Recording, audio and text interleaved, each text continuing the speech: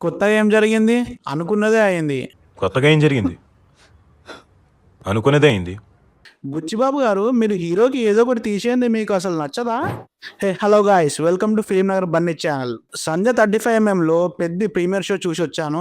Late చేయకుండా, spoilers లేకుండా పెద్ద సినిమా రివ్యూ తెలుసుకుందామా? రండి. సినిమా సినాప్సిస్ ఏంటంటే, ఒక గుర్తింపు లేని ఊరికి ఒక సమస్య ఉంటుంది.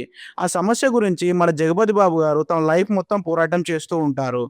కానీ ఆ సమస్యని జగపతి బాబు గారు తీర్చలేకపోతారు. జగపతి బాబు గారిని స్ఫూర్తిగా మన రామ్ చరణ్ గారు తీసుకొని, ఆ సమస్యని అండ్ ఆ ఊరి వాళ్ళ గుర్తింపు కోసం తన జర్నీ స్టార్ట్ చేస్తాడు. రామ్ చరణ్ గారు ఊరి వాళ్ళ గుర్తింపు కోసం అండ్ ఆ సమస్య కోసం ఎంత దూరం వెళ్తారనేదే ఈ సినిమా స్టోరీ. ఆ జర్నీలో రామ్ చరణ్ గారు తన రైట్ లెగ్‌ని కోల్పోతారు. దాని తర్వాత ఊరి వాళ్ళ గుర్తింపు కోసం అండ్ ఆ సమస్య కోసం ఏం చేశాడని మీరు తెలుసుకోవాలి. ఫస్ట్ హాఫ్‌లో పెద్ద క్యారెక్టరైజేషన్ అండ్ వాళ్ళ గుర్తింపు లేని కష్టాలు అండ్ ఆల్సో వాళ్ళకుండే సమస్యని ఎస్టాబ్లిష్‌మెంట్ చేసుకుంటూ వస్తారు. ఫస్ట్ హాఫ్‌లో హీరోయిన్, హీరో సీన్స్ అయితే ఏ మాత్రం ఎంగేజ్‌మెంట్‌గా లేవు. అండ్ ఆల్సో ఆ లవ్ స్టోరీ గాని, ఆ కెమిస్ట్రీ గాని ఎక్కడ వర్కౌట్ అవ్వలేదు. ఈ సినిమాకి ఇదే పెద్ద మైనస్ పాయింట్ అని చెప్పుకోవచ్చు. జాహ్నవి కపూర్‌ని ఓన్లీ గ్లామర్ రోల్ తప్ప దేనికోసం యూజ్ చేయలేకపోయారు. ఏదో హీరోయిన్‌ని పెట్టామా అంటే పెట్టారు అంతే. ఇంకా సెకండ్ హాఫ్ విషయానికొస్తే ఇదే సినిమాకి మెయిన్ హైలైట్ అని చెప్పుకోవచ్చు.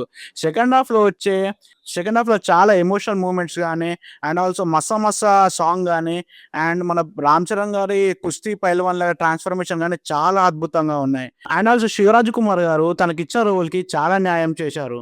సెకండ్ హాఫ్ మొత్తం మంచి ఎమోషనల్ రైడ్‌గా కొనసాగుతుంది. ఎక్కడ బోర్ కొట్టదు. రామ్ చరణ్ గారు తన యాక్టింగ్‌తోనే సినిమా మొత్తం కట్టి పడేస్తారు. క్లైమాక్స్ మంచి మెసేజ్‌తో సినిమా ఎండ్ అవుతుంది. పర్ఫార్మెన్స్ విషయానికొస్తే జగపతి బాబు గారు ఇరక్కుమ్మేశారు అంతే.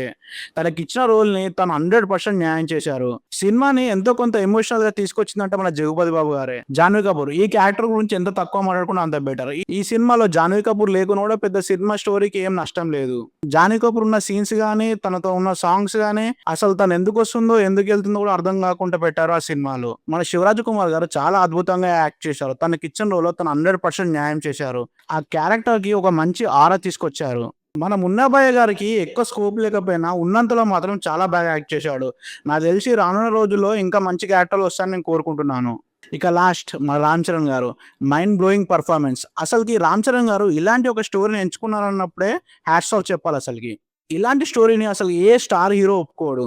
నాకు తెలిసినంత వరకైతే 'రామ్ చరణ్' ఫిల్మోగ్రఫీలో ఇదొక వన్ ఆఫ్ ది బెస్ట్ మూవీగా నిలిచిపోతుంది. And also one of the dearest మూవీగా కూడా నిలిచిపోతుంది. 'రామ్ చరణ్' గారే సినిమా మొత్తం తన సింగిల్ హ్యాండెడ్‌తో నడిపించారని చెప్పుకోవచ్చు. 'Ram Charan' acting and performance కోసం అయితే నాకైతే సినిమా నచ్చింది. ఇది నా పాయింట్ ఆఫ్ రివ్యూ మాత్రమే. సినిమా మీరు చూసి ఉంటే ఎలా ఉందో ఒకసారి కామెంట్ చేయండి. అలాగే మీరు ఛానల్‌కి కొత్తగా వచ్చినట్టయితే ఈ వీడియోని లైక్ చేసి ఛానెల్ సబ్స్క్రైబ్ చేసుకోండి. మరిన్ని సినిమా రివ్యూలు and cinema updates, behind the scenes ఇలాంటివి వస్తూనే ఉంటాయి. Signing off.